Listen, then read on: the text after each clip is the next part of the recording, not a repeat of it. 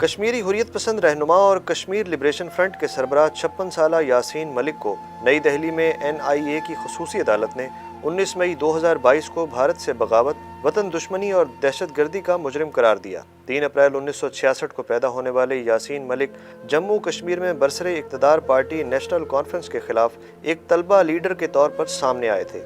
اوائل نوجوانی سے ہی وہ کشمیر کو الگ اور آزاد حیثیت دینے کے لیے سرگرم ہیں۔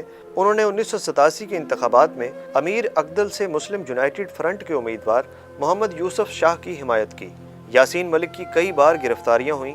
سن 1994 میں جب انہیں حراست میں لیا گیا تو انہوں نے کشمیر کے مسئلے کے حل کے لیے تشدد کے بجائے امن کے راستے کی پیروی شروع کر دی اور گاندھین بن گئے۔ انڈیا پاکستان کے ساتھ کشمیریوں کی بھی شمولیت پر مبنی بات چیت کی حمایت کی۔ سن 1999 اور پھر سن 2002 میں انہیں گرفتار کیا گیا، جس دوران تقریباً 1 سال تک وہ جیل میں رہے۔ اس کے بعد انہوں نے دنیا بھر کے رہنماؤں سے ملاقات کرنے اور کشمیر کے مسئلے کے حل کے لیے بات چیت کا سلسلہ شروع کیا، جبکہ ان کی پارٹی نے 2007 میں سفر آزادی کے نام سے لوگوں سے ملنے کا ایک سلسلہ شروع کیا۔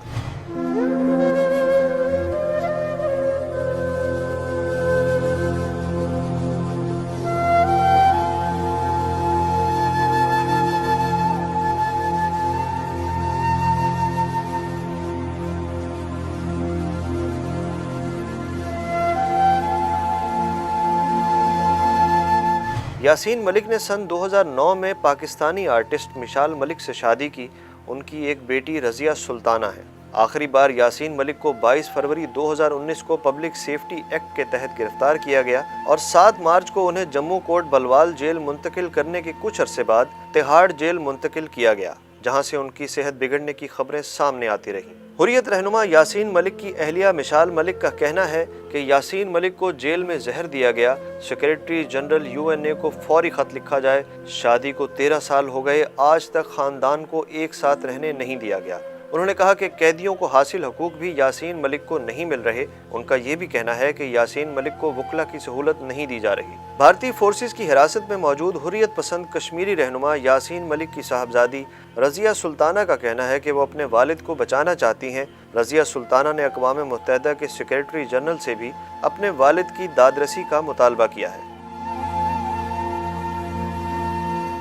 دوسری طرف بھارتی میڈیا کا کہنا ہے کہ یاسین ملک نے گزشتہ دنوں مقبوضہ کشمیر میں دہشت گردی اور علیحدگی پسند سرگرمیوں سے متعلق کیس میں عدالت میں اپنے خلاف تمام الزامات کو تسلیم کیا تھا، جس کو ان کی اہلیہ مشال ملک نے یکسر مسترد کیا ہے۔ 35 سال سے وادی کشمیر کے حقوق کی جنگ لڑنے والے ممتاز حریت رہنما یاسین ملک کو بھارتی متعصب عدالت آج سزا سنانے جا رہی ہے۔